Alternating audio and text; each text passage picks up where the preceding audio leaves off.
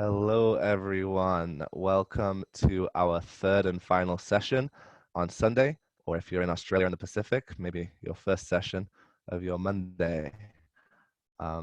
We'll just get started in a couple of minutes while people are joining. So thanks for bearing with us.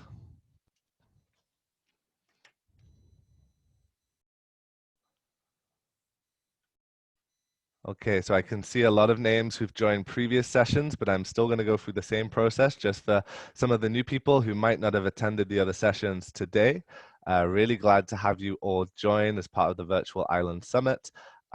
Please do go ahead and introduce yourself in the chat box. We'll be monitoring that throughout the event and really encourage you to use that to interact with each other and keep sharing from islands around the world.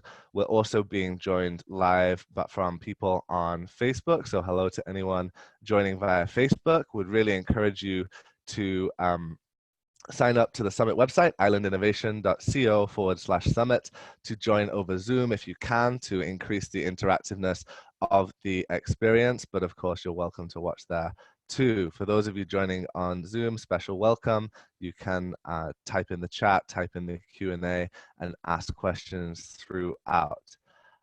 We'll be introducing Queen Quet Goodwin shortly. But while we start off and while we're still waiting for those extra people to join, as those of you who've joined other sessions before will know, we want to do a poll just to see who is joining the sessions.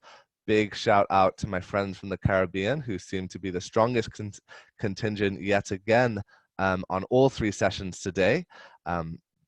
Possibly due to our partnership with the Organization of Eastern Caribbean States, who are co-organizing this summit with us. They've been a fantastic group to work with and have really appreciate their role in this today. Dr. Didicus Jules joined us in the first opening session this morning. So I can see a few of you still haven't voted. Please go ahead and vote if you haven't already. Ending in 5, 4, 3, 2, 1. Okay, I'll end that poll and share the results. And wow, 50% of the people joining from the Caribbean. That's fantastic. I'm wondering if we have anyone else from the Gullah Geechee Nation joining us on Zoom. I know there were people joining over Facebook, but do introduce yourselves. I'm going to do another quick poll for the sector to find out what kind of area you all are working in. Our last session with Godfrey Baldacchino, he's a famous academic, so academia was very strong, and I can see a lot of academics and university folk joining us again. I saw Emma. Wow, is it time zone that makes the difference? I think it's partly the time zone. It's now 9 p.m. here in the UK. But that doesn't necessarily explain why there are more Caribbean folk than American folk joining. I think the time zone plays into it, probably explains why we didn't have so many from the Pacific, but also we have a lot of partnerships with people in the Caribbean, and my own background has been a lot of work in the Caribbean. So I'm going to end that poll now and share the results. And now we've got everyone joined. You can see academics and a lot of private sector. That's interesting, but a whole range of different people backgrounds. So now I'm going to hand over to the start of the show. I'm really excited about this speaker, something quite different than our other two sessions that we had earlier today, really looking at an amazing cultural group and also an amazing lady who's an activist calling in from the Sea Islands of South Carolina. She's addressed the US Congress, she's addressed the UN, and most recently she addressed the UN at the Ocean Action Summit in Korea. But Queen Quet Goodwin is the Chieftess of the Gullah Geechee Nation, who she's going to tell you some more about. They are a group found throughout the eastern shores of the US, from Jacksonville, North Carolina, down to Jacksonville, Florida, through Georgia and South Carolina also. And so without further ado, Queen Quet, if you'd like to unmute yourself, I'll hand over to you.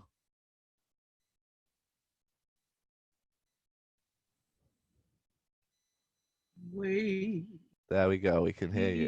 in the water. Wade in the water, children, wade in the water. God quite trouble the water. Wade in the water. Wade in the water, children, wade in the water. God quite trouble the water. Well, how want children to do? We know say, this your day. When they heard in the galley with we from around the water and things like that. And we pray say, all 100 children come for this your journey. Virtually to all these islands and things like that. We want to take on to we islands and things like that. With the Gullah Geechee to be. But for we going upon this your journey, we want to make sure 100 children can see. Right now, James, we see you, we don't see me. So we need to get the screen where the children can see me instead of see you. I think we can all see you. If people just want to say in the chat, but I think, yep, we're seeing you, Queen Quet. I don't. So go ahead. Well, I ain't to see me, so I just see Hannah name did it, so a little bit off. So I hope that Hannah children see the journey we going to take on our own. Plenty of 100 children will be join we for this your session and thing like that. You might have seen my picture there by the creek show, but then a next video we did it. So I hope that Hannah will see that video because we truly want Hannah to take a journey for be right upon these islands. We did in the Atlantic Ocean from Jacksonville, North Carolina to Jacksonville, Florida. So Hannah the Kanya, you're the Yeti we the crack we teeth like this and thing like that. A few more people you would get you and Yeti them. And they would talk like this, a lot like James does. But when they talk like that, it's not because that's our language. It is because that is the language that was forced upon our ancestors, forced upon our people during the chattel enslavement that brought our people to live on what are called the sea islands of the Gullah Geechee Nation. So many of you, if you watched the video that was at the registration link for this session, you got to see our landscape. And because this is a virtual conference, I wanted to open with that video, but because of technology's limitations, we couldn't do the video run, so we put it there. So if you haven't watched it, please make sure that you take that journey when we conclude this session. So one of the things that I wanted to emphasize, I'm a computer scientist, and I thought that was going to be mentioned in my introduction. Because a lot of times people talk about activism and they talk about activists and they talk about islanders in a way that makes it seem as if we are not linked at all to the rest of the world, as if water doesn't link the entire world. They act as if we who follow our traditions have to do one or the other, that you cannot have prosperity if you carry on the traditions of a cultural community. Especially if it's one with cracky teeth like this and thing like that, ain't deal like all the rest of children from the West. So if your culture is especially not one from the West, then they really feel like there's no way for you to have a balance between modernity and tradition. All right. And what we've done here in the Gullah Geechee Nation is live in balance and in harmony with the earth and with the water. We always say the water to bring we, the water going to take we back.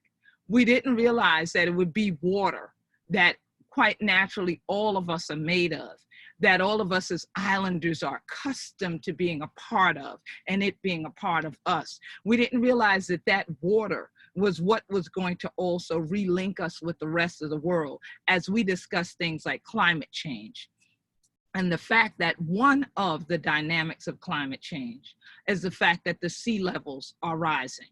I don't know about other islanders that are here today and how that terminology affected your community, or whether your community is even aware of that terminology. Because when we first heard it here, there was no logic to that. And again, as a computer scientist, logic means everything to me.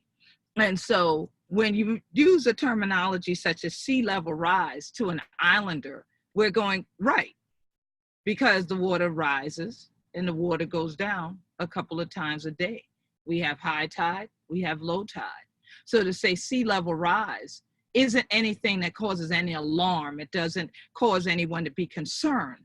But prior to that terminology being proliferated around the world, we saw the impacts of what people are now calling climate change, because we saw the trees that were along our coast of the Gullah Geechee Nation starting to lay down. So if you see this, you start to see a map of the Gullah Geechee Nation. And if you go to gullahgeecheenation.com, GullahGeecheenation.com, you can see this map close up and you can really study it. That gives you an idea of our homeland. We start here in the Atlantic Ocean, but we start to go inland 30 to 35 miles to a river called the St. Johns River. Now, the same way I'm holding this image up to you is what I have to do at community meetings and gatherings. Everyone isn't connected to technology to say that they have the ability to upload photographs, upload videos, connect that way. What about the connectivity of the islands? What still connects us is water. And as I always say to people, the land is our family. The waterways are our bloodlines. So our concern was what poison was getting into the blood as we started to see trees laying down on the coast. How is it that things that we used to be able to harvest that are part of our daily diets of seafood from the various creeks, the various waterways, the various estuaries, the blue crabs, we weren't seeing them in the same abundance. The shrimps, we weren't seeing them in the same abundance. The types of fish were starting to change.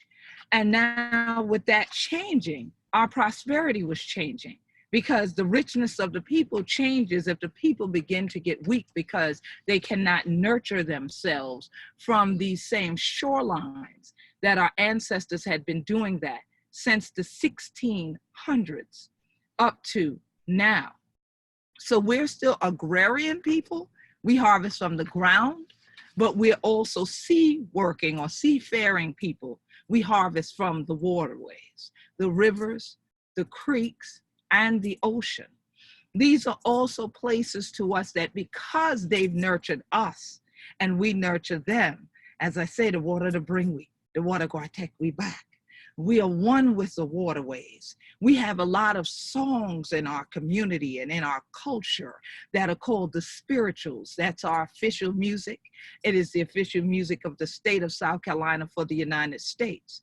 And we have dual citizenship in the United States and in the Gullah Geechee Nation. And so when you come here, you'll often hear us gather together in celebrations or at work, either on the land or in the water.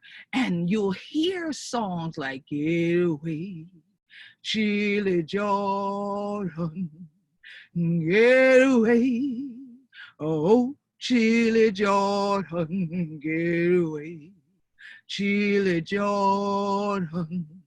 I want for cross over for see my Lord." And you'll hear songs that have this sound as well with them. And that polyrhythm has been that basis of strength for us, and it has a rhythm, like our language has a rhythm that for us ties to that rhythm of the sea. Those tides coming in and out are the things that have connected us, sustained us, and continues to make us what they called us: rich, black gold, black cargo. is what they called my ancestors when they sold them on auction blocks to enslave them as Africans, the Igbo, Mandinka, Malinke, Yoruba, Gullah, Geechee, Mendi, Temni, Fik, Ibibio, and various other African ethnic groups that were kidnapped and brought by water across the Middle Passage, what is now the Atlantic Ocean, brought and then set down after traveling through the Caribbean or Caribbean to the Sea Islands, sold from Sullivan's Island to downtown Charlestown, which is Charleston, South Carolina, then dispersed along these islands. We had to have something that kept us bound, our culture, our traditions, that polyrhythm, those songs. Those are the things that emerge and that have kept us to this day, that made people realize we were different than others that they saw. We joined in with the Yamasee, Kusabo, Adisto, Rukri. These are the indigenous American peoples. Many of us married in. So we are indigenous to this land that's called the Sea Islands. Our culture evolved here because it became a unique blend of these African and indigenous ways that cause you to recognize that to sustain a culture, you must sustain the environment in which that culture grows. To continue a tradition, you must leave something today for those coming tomorrow. You don't go out and what we learned is termed derby fish. You don't go out and decimate the oceans. You don't go out and take away everything that is there in the waterway in one day because you want to bring in more than somebody else does. We bring in just enough to sustain the entire family. But when we got here in the 1600s, there weren't any bridges, so we used the water to navigate. We still to this day can build boats by hand and make our way about. But in the 1900s, the 1930s, the 1940s, during an era that comes right after the end of the transatlantic slave trade triangle ending, the domestic slave trade ending in the United States, and we entered into what they called the Reconstruction era. There came a period of time of people trying to reassert oppression over us and to put people of African descent back into enslavement. They called it Jim Crow, but it was also called the Reconstruction period because everything was being rebuilt. We didn't realize that in the process of that, on the tail end of that, because of the industrial age of the US, people would start to use steel to build bridges.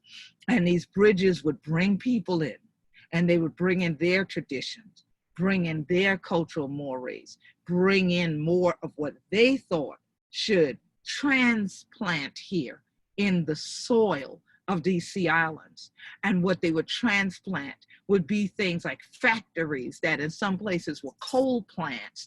They would bring in even processing factories for various things like creosote that would then poison waterways, poison land, and we would start to get environmental harm. But more than that, they would bring in things that would poison the minds of students and tell them that in schools, if they've been a cracky teeth like this and thing like that, at Red Horse, they've been doing that song and thing like that, and they've been joining in with one another like this, that they had to stop it. And that if they didn't stop it, there would be corporal punishment issued.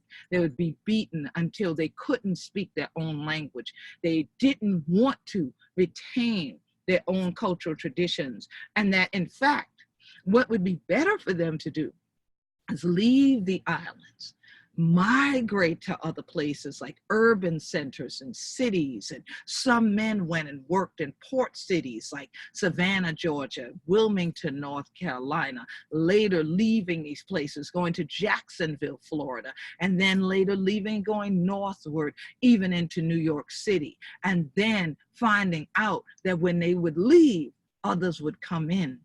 And the more that the bridges got built, the more that others came in, the more that people lost their land here, the more that there became negative impacts on the sustainability of Gullah Geechee culture.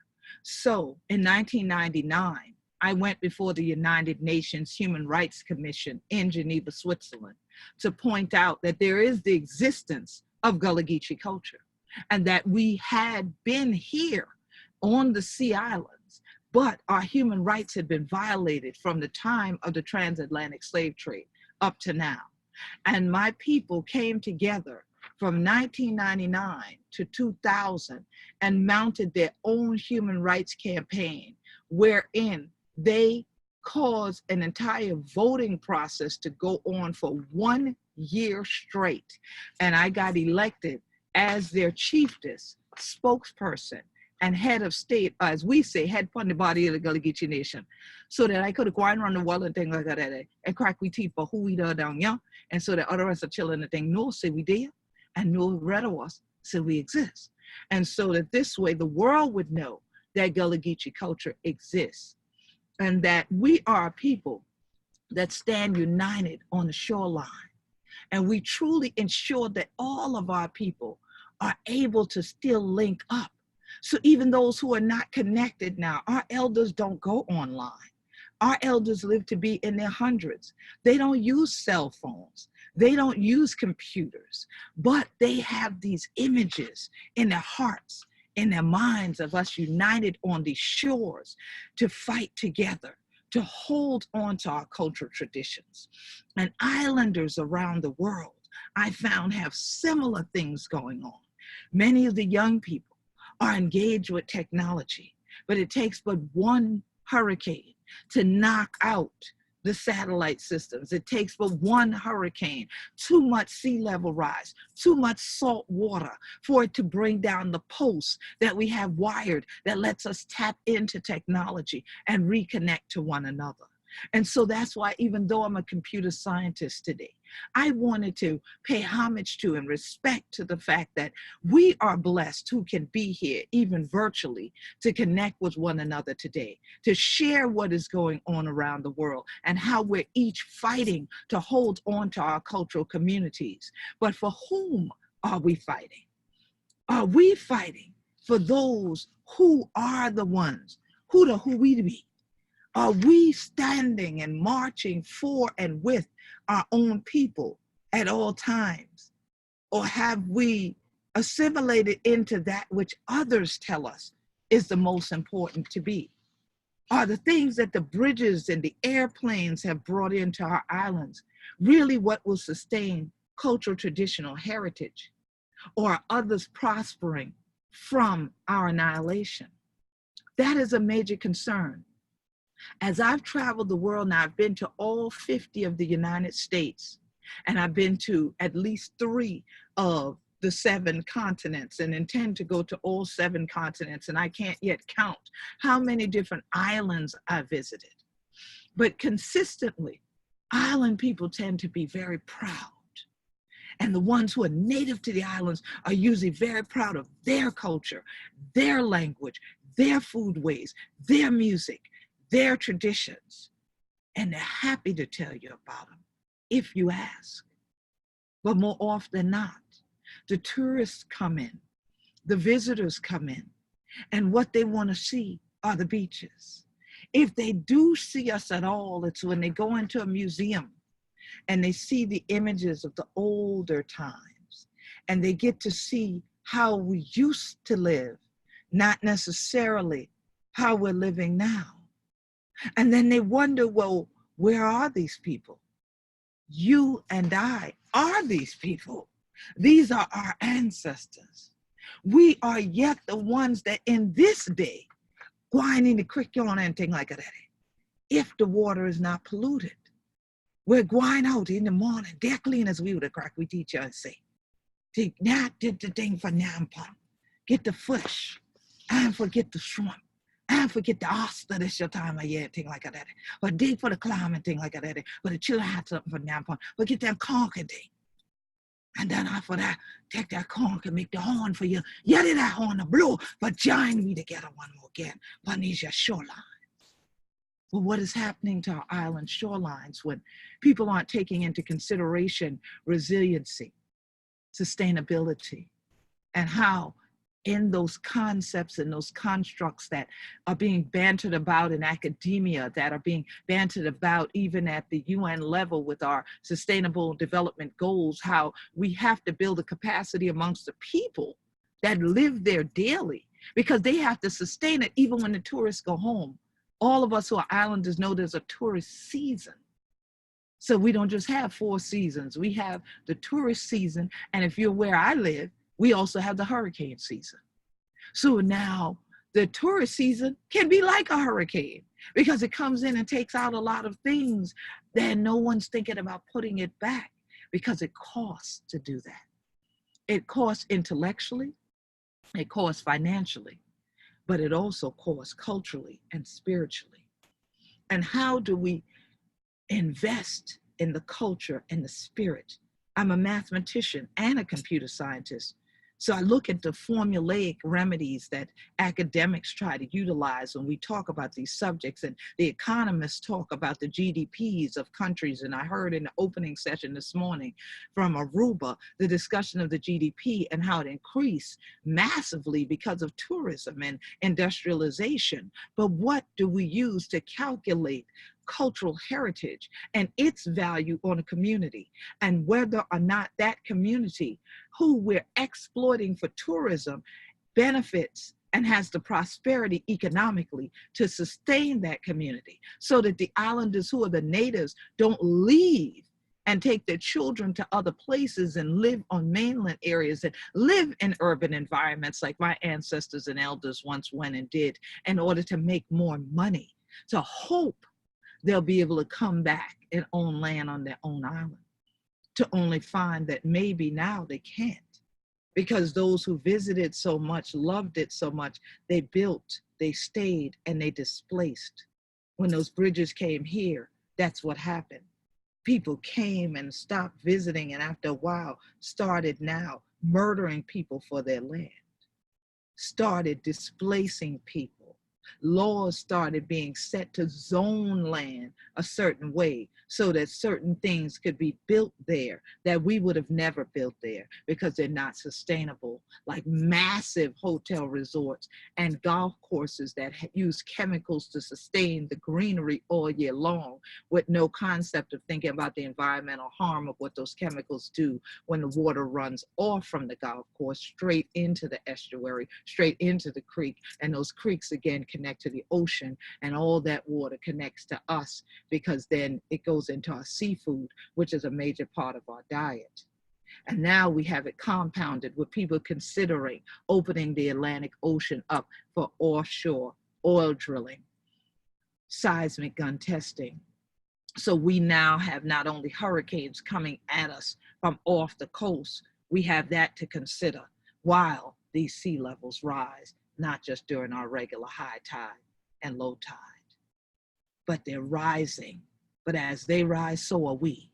We are rising, and we are continuing to work together to do what we do, hands-on things, direct things to protect our coast, rebuilding our shoreline, planting back the oyster shells after we Nampana thing like that, the same way our ancestors did, not just building tabby walls and buildings, which is part of our architectural tradition here, but making sure to replenish the oysters, not just so the oysters will be there in the future, but to keep our water quality high. Because one oyster cleanses 50 gallons of water per day. So imagine how much water is cleansed by an entire oyster bed, such as this, where we've rebuilt along the shore here, where I live.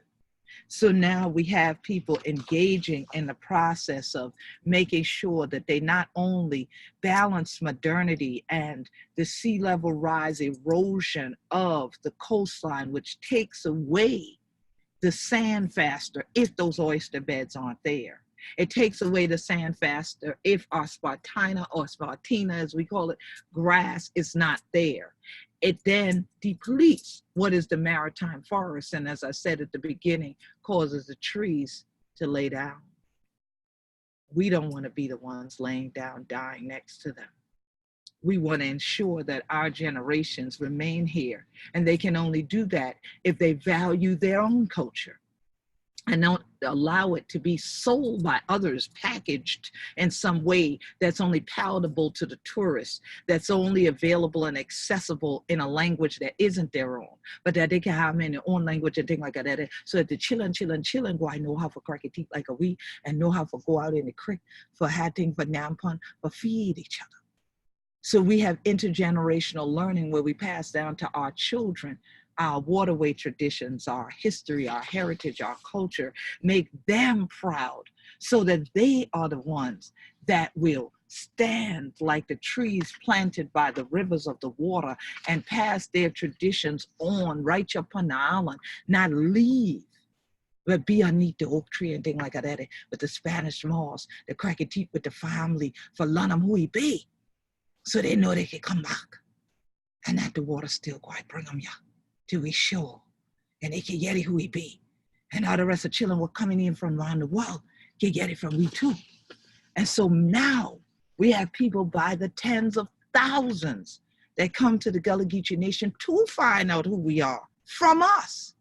They come to our Heritage Days celebrations, our Gullah Geechee Nation International Music and Movement Festival, our functions that happen every month of the year. There is a celebration of Gullah Geechee culture except for December and January, because those are the times of year that in December we gather with the family around the holy day season and we spend more time sitting like we're doing here today, joining with one another.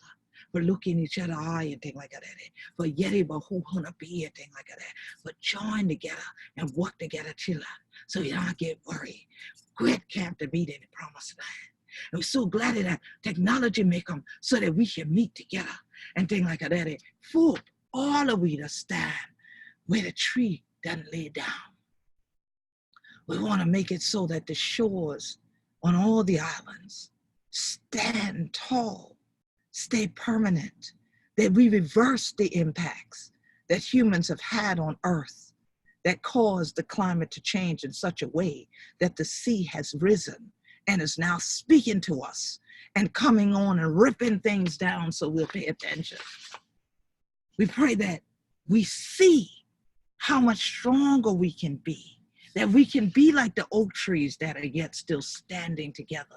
If we all come together as islanders on the shore, like we do for our worship by the sea, when we have this down in Florida, honoring our ancestors, honoring those who yet lay in the Middle Passage, honoring the fact that we have another generation that needs to continue to know these stories so that they can prosper here, because their spirits will be rich enough, their bodies will be strong enough, the land will be pure enough, the water will be healed enough that they can still feed each other from it. They can feed themselves from it. And if we take care of the earth, the Mother Earth will take care of us. And so that in the end, when it is time that we ultimately all get to a sunset over whatever island we are on, that we can all be there in it, to sing we songs, that beat we drums, that do we polyrhythms and things like that together in one global island.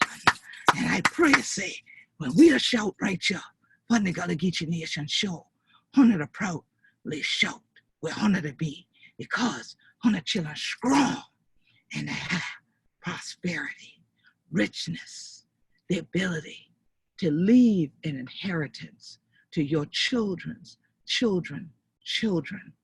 And the richest thing we can leave them is pride in their traditions and their cultures as islanders, and to teach them what it is to sustain that and resolve themselves to be resilient individuals that hundreds of years from now would have reversed impacts, the negative impacts of climate change, and rose higher than the sea levels together to keep their cultural communities alive and to pass their traditions down and to be the ones to be economically empowered on their own shorelines and not be displaced. So please, if you do nothing else, make sure everywhere where you are, there's a blue space, there's a green space, and that your culture does not get displaced. Tanky. for joining me. And thank you to this virtual island innovation summit for having me open up today with this keynote address from these sea islands in the Gullah Geechee Nation. We're so glad that all 100 children did here with we. And I'm looking forward for we shouting the victory. Peace and blessings, everybody.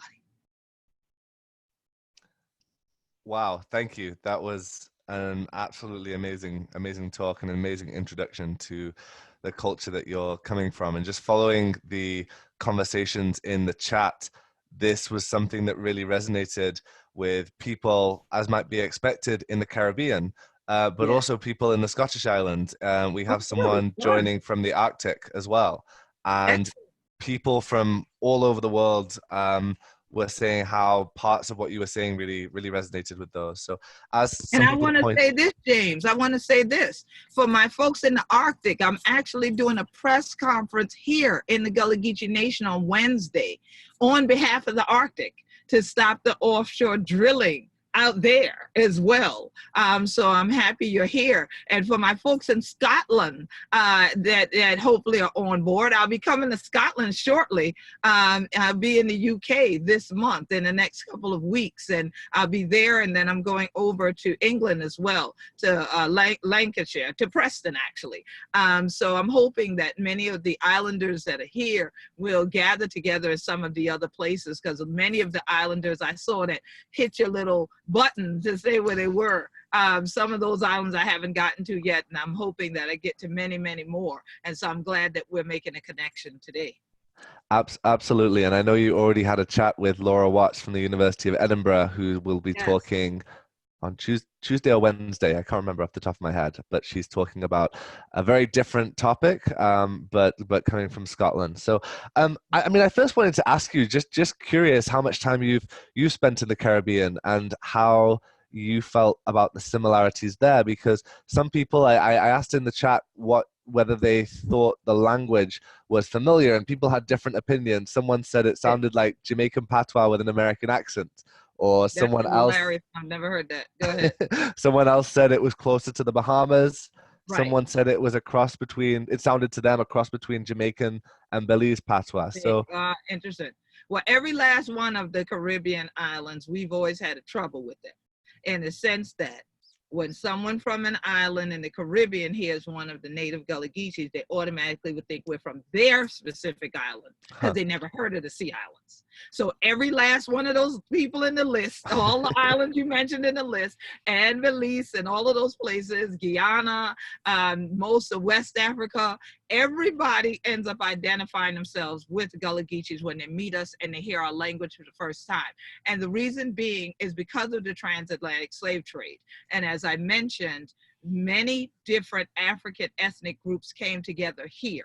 Our language is a combination of numerous African languages. So the language is Gullah, and a pidgin or dialect of our language is Geechee. So when I was speaking Geechee is where that person who made that Jamaican patois with English statement probably was referencing. We use loan words more in Geechee from English than you would in the Gullah language. So every time I go to the Caribbean, no matter what island it is, people say, oh, wait, you sound a little like my grandma.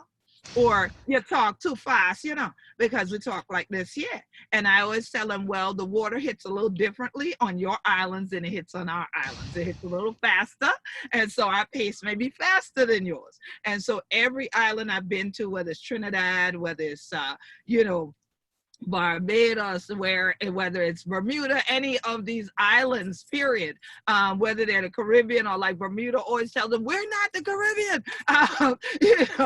I'm always received well, because people are surprised that there are sea islands, and they're surprised that we have the same types of cultural foodways, and that we have the same type of legacy and history past transatlantic enslavement.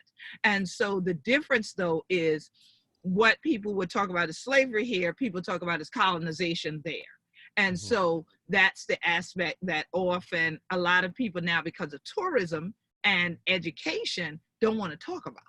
They want to leave that out. And that's what I have seen in the Caribbean a lot, is a lot of people trying to avoid speaking their own traditional language and wanting to speak more English. Yep. And that's the reverse of what we've been trying to do, is to hold on to our language, because it was literally beaten out of people here. And with your language goes your culture. Yeah, absolutely. And Fiona Morrison in the Outer Hebrides in Scotland, where it's the stronghold for the Gaelic language in Scotland, Yes. she said Yes. that that resonated there. And I could definitely Yes. say from across the UK, we have native languages, Welsh, Cornish, Scots Gaelic, and Right. others in the UK, and it was the same process. So I think that Absolutely. that feeling is there, and It um, is. people, I've met people a lot of also, Gaelic people have told me that. Yes. Wonderful. and the people in Jamaica said similar, but I think the dynamics obviously vary in different places. But thanks, Yeah. Emma, Stephen, Adrian, all the Jamaicans who've joined in, and Caribbean people who've joined People in from with those backyard, what's comments. going on? We're so glad they're on the day. Oh, that's awesome. Um, Yes. so I guess the question that has come up a lot, and I'm trying to see who's asked the Oh, and question, I but want to say this too. So from the people from backyard, congratulations. We see you winning lots of awards there in the sports this week. Go ahead. yeah, Caribbean people in the athletics are Yeah, way they're doing ahead, it. way They're ahead. doing it. Um, but the question was about recognition, and so Yeah.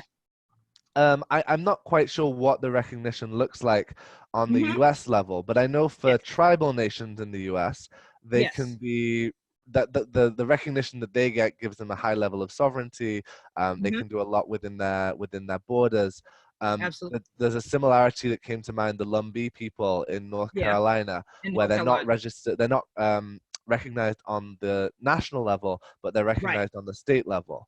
And Right. then again, different, but another similarity with the Maroon people across the Caribbean, where Exactly. there's some level of autonomy. And so I was wondering if you could speak Right. a bit about that, Definitely. what Oh, that I looks like. love this. I love that you asked about this, because it's so nuanced. So let's start with how the U.S. deals with things. There are what the U.S. calls the 5 civilized tribes, which the Lumbee is not one of. So what the U.S. does is who they consider giving sovereignty to are those who they feel are beneficial to the United States. And what they do is they pull from treaties that happen back in the 17 to 1800s, where if a particular tribal group worked with them, essentially to annihilate other ethnic groups, annihilate other indigenous groups, and annihilate or capture Africans who were escaping from enslavement, those often became the 5 civilized tribes. The ones who were the ones that were fighting back and all of that, so like the Seminoles. Seminoles are Gullah Geechees. So who are called the Black Seminoles, Afro Seminoles, and even the Seminoles who are in Andros Island in the Bahamas. Those are native Gullah Geechees. They came from this coast. And Trinidad Americans are Gullah Geechees.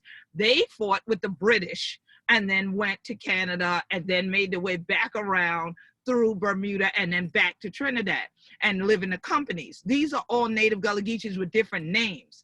And so if you don't realize the history of how the US government works with who they consider were their allies, it gets really complicated.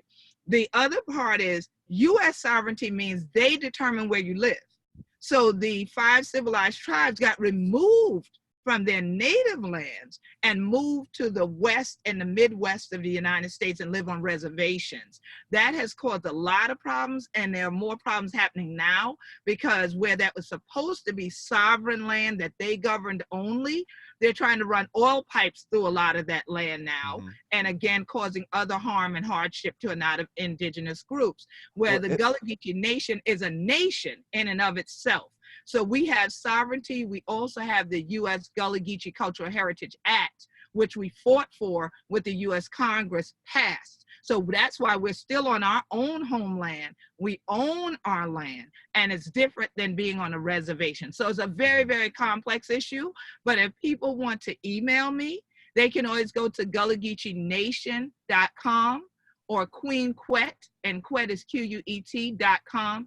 Send me emails from there if you're really more interested in this, and we can send you more links and videos and things that we have on Gullah Geechee TV on YouTube, and it elaborates a whole lot more on autonomy, sovereignty, and what those things mean in relation to us.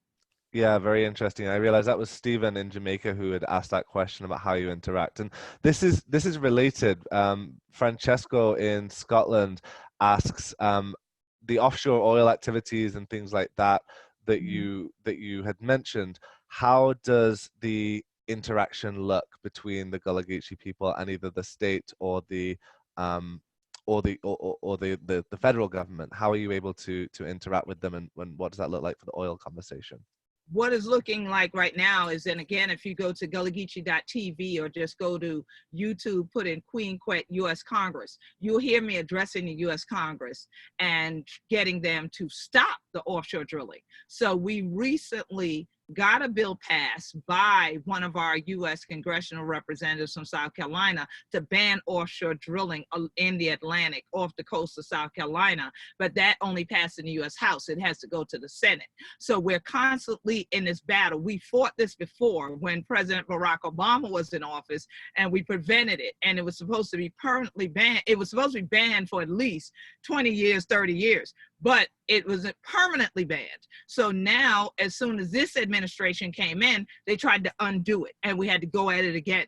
And so it's been a constant battle, a lot of rallies, a lot of battles, because in the US, it's called home rule. So even though something's done in Congress, it has to be done in every one of the states. So for us, that would be North Carolina, South Carolina, Georgia, Florida. For Florida, it's permanently banned. South Carolina, it's almost there. Georgia, nothing yet.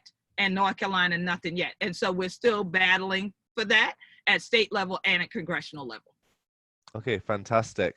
Holly Hummel asks about, you mentioned traditional fishing and boat making.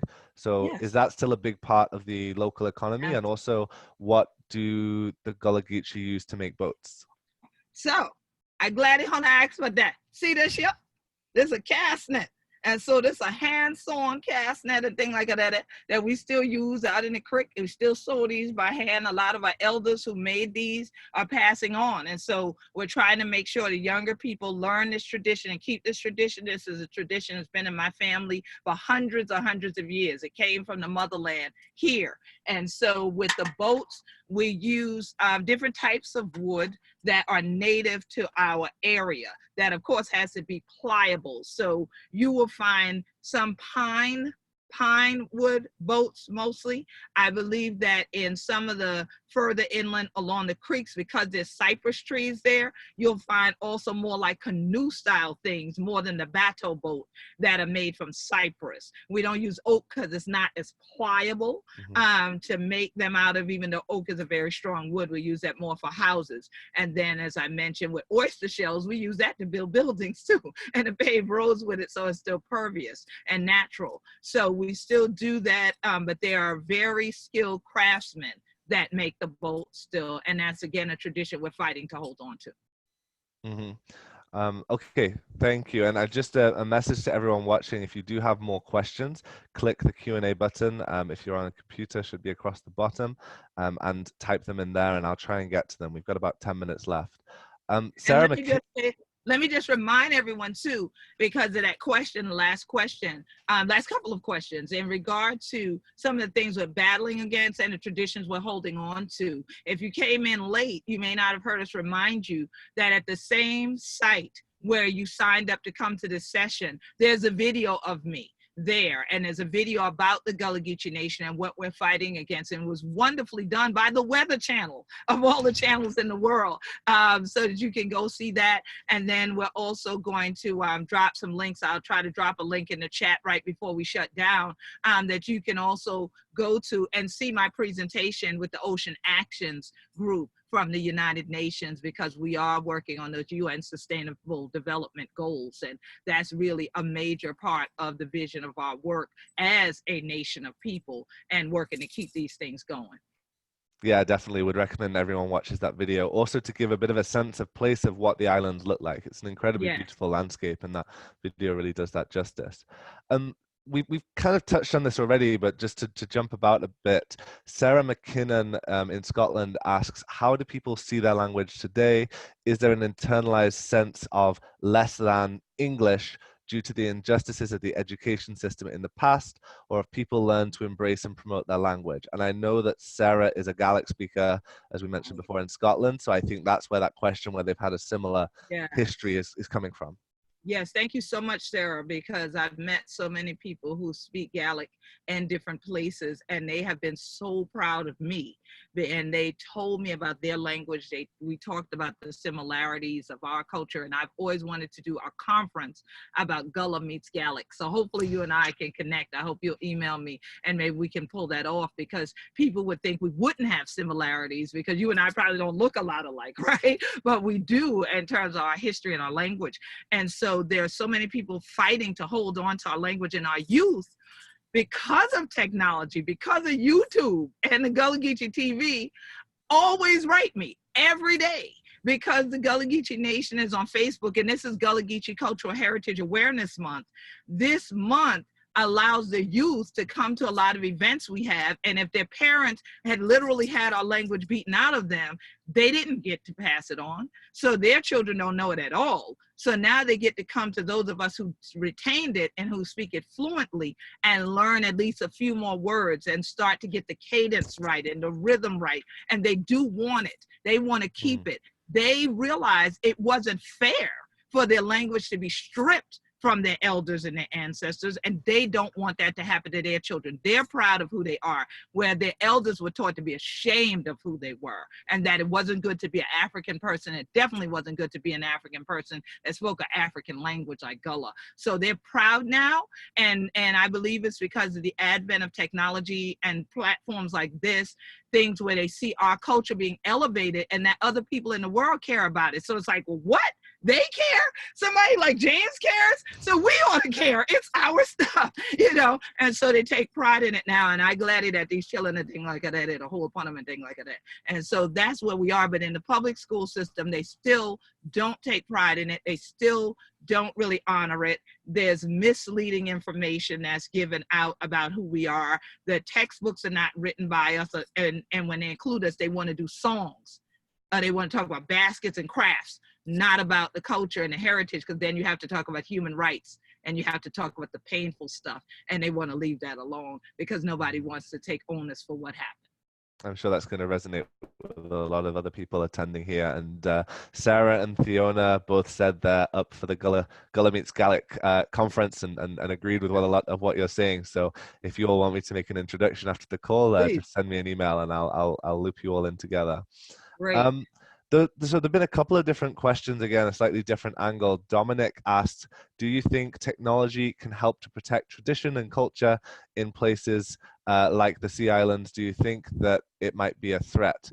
So is there anything with technology? And just before you answer that, there was a similar question from Daniel Barrios asking about innovation and kind of the role of innovation in sustainable development and economic prosperity. How is innovation being used while also maintaining cultural heritage?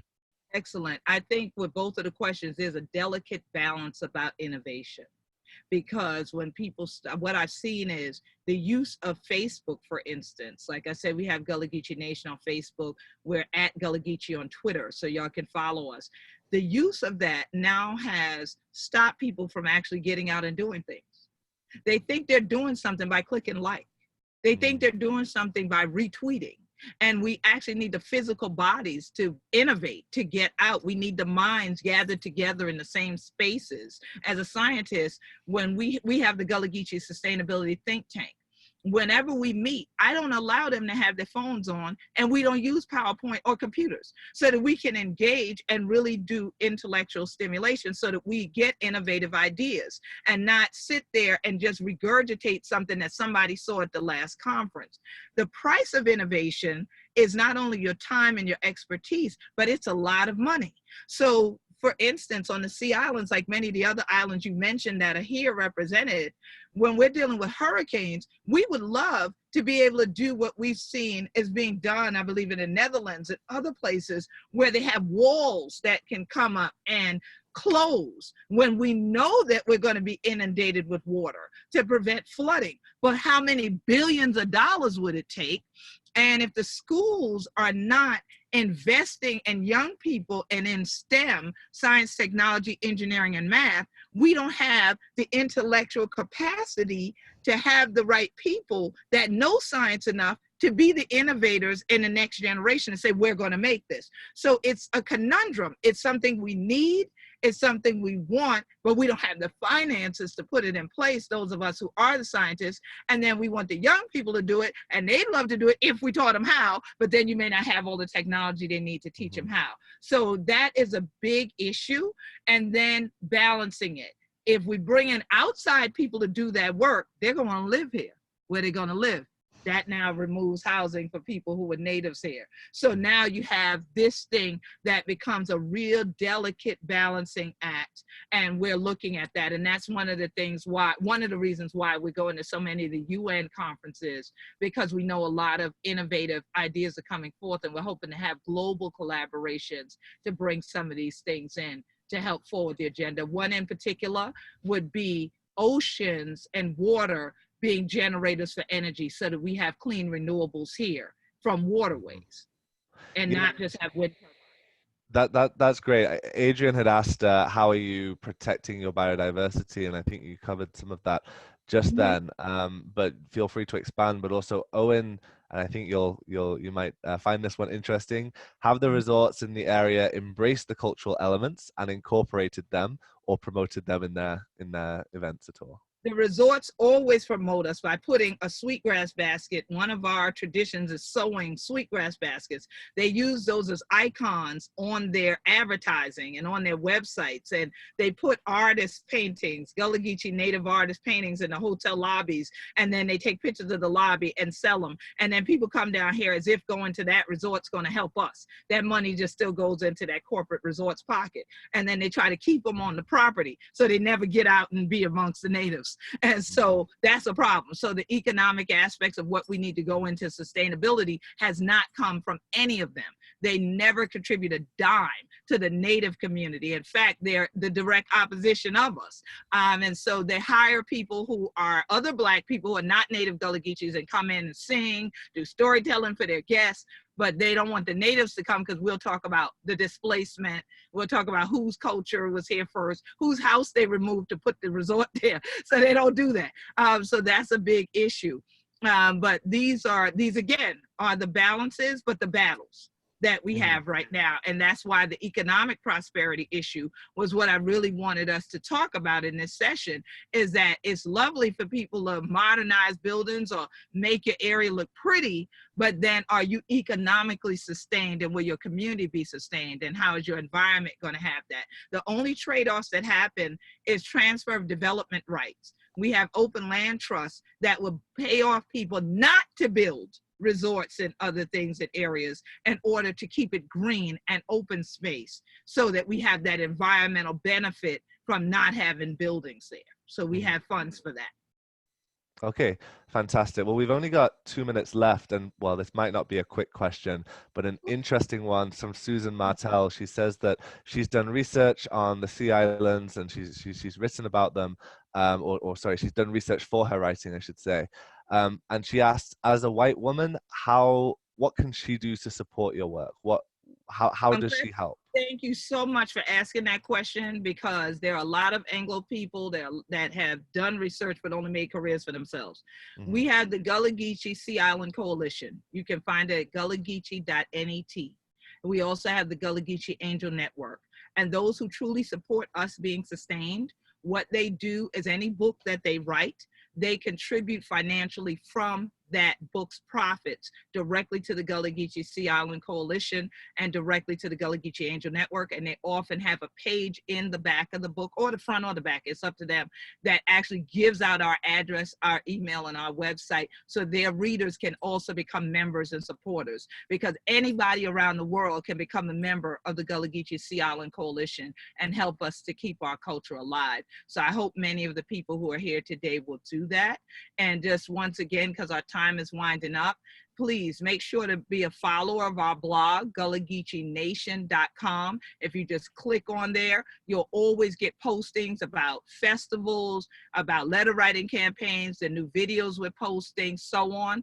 You'll also find links directly to our social media at Gullah Geechee Nation on Facebook, Gullah Geechee on Twitter. You can follow all from that GullahGeecheeNation.com page. And if you're looking for me, I'm on a world tour called Healing the Land all the way through the end of this year, and we're already booking places for me to come to for 2020.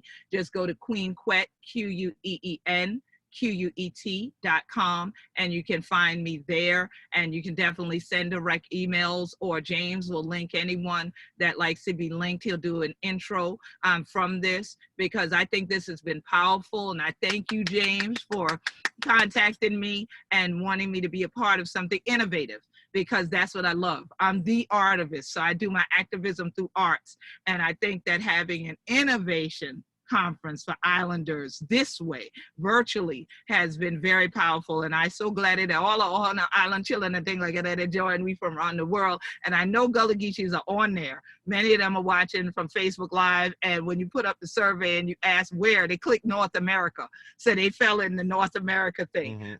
So I know a lot of them are also going to watch this later that didn't view it live. And so again, just get in touch, because I really hope that out of this conference this week, that islanders will join together, and that we can start to move this around. And maybe the next time I keynote, I can keynote from one of y'all's islands, or from the Gullah Meets Gallic conference streaming live, so that we can talk about how this connected us, and that the water did bring us all together. Thank you so much.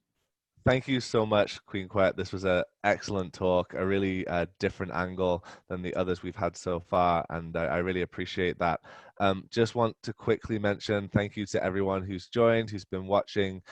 We've got sessions going on all week, so feel free to be in touch over email. I'm happy to connect you to Queen Quet. But tomorrow, our first session, which will be at 11 a.m. UK time, might be a little bit early for those of you in the Caribbean and the UK, is from Audrey Tang. She's the Digital Minister of Taiwan, and she'll be talking about social innovation to empower democracy. If that's too early for you, a little bit later at 1 p.m. UK, which is still 8 a.m. US, Eastern US, so still quite early, is Bridging Arctic Islands. And we've got researchers who have been doing research in Svalbard, in the Canadian or the northern islands, but also in Dominica in the Caribbean. And we're talking about the links that they've seen between those regions, and also from Alaska as well.